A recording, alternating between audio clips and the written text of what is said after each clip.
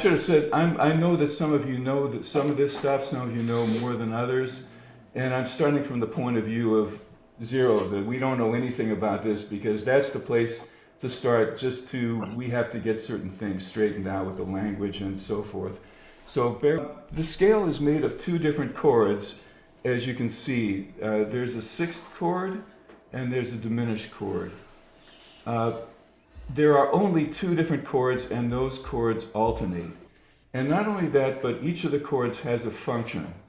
So the sixth chord represents a key, okay? If we're talking about C6, that's representing the key of C major.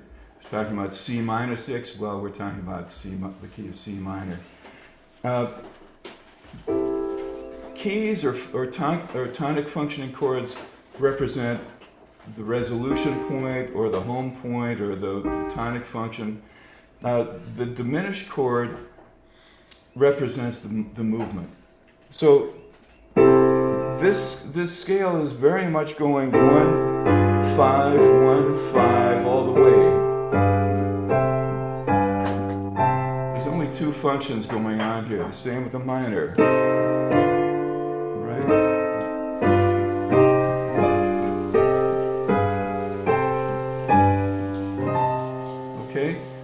So you can hear that we're either home in a sense, or we're moving back home, right? That's all that's going on here. You know, he was a puzzle person. He liked to figure stuff out. His favorite book was the dictionary. And so he liked to know where everything came from. And just to say, well, C6, or just to say, you know, whatever musical term you might say, wasn't often enough for him. He needed to know where things were coming from. And so he came up with this kind of model that he liked to talk about, and it was sort of our musical universe. There's a 12-note chromatic scale that everything comes from. That can be divided into two whole tone scales. From there we get 3 diminished chords, and from the diminished chords we get everything else. Now, I'll talk about the diminished in a minute, but let's talk about C6. What does this chord actually represent? Or how does this chord actually formed? Dean, can you tell us? Yeah, sure. Go ahead. There are two notes that come from one diminished, the A and Yes. C, and then the E and G come from another diminished. So there's two diminished, and then Mr. Harris said you put the B diminished in, and then you get your scale. That's how he said it when he used to teach it. That's exactly right. Well said, too. So just to recap, I'll do it visually so everybody can kind of see that at the same time. But Dean said it perfectly. So in this C6 chord, now don't forget we have 3 different diminishes in total. And so 2 notes of the C diminished, 2 notes of the C sharp diminished, that would be the E and the G.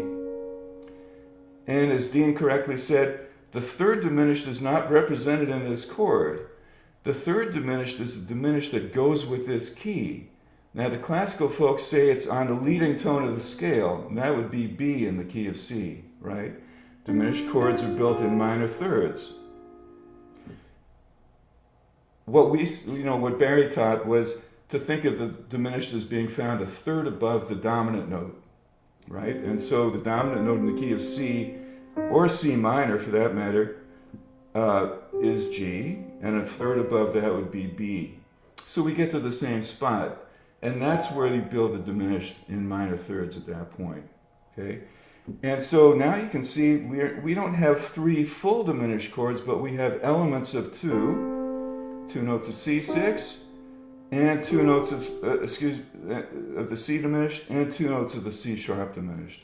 And then we have the third diminished chord. I don't usually say this point in the first class, but the spoiler alert is what that kind of means is we can play anything at anything because all 12 notes are represented. All right, so it's a very expansive, interesting concept. The same is true for the minor 6, by the way. Here we have 3 notes of the C diminished. We have 1 note of the C sharp diminished. And we have the same third above the dominant note as B diminished. That's what we get. and we put that together to form the 8-note scale.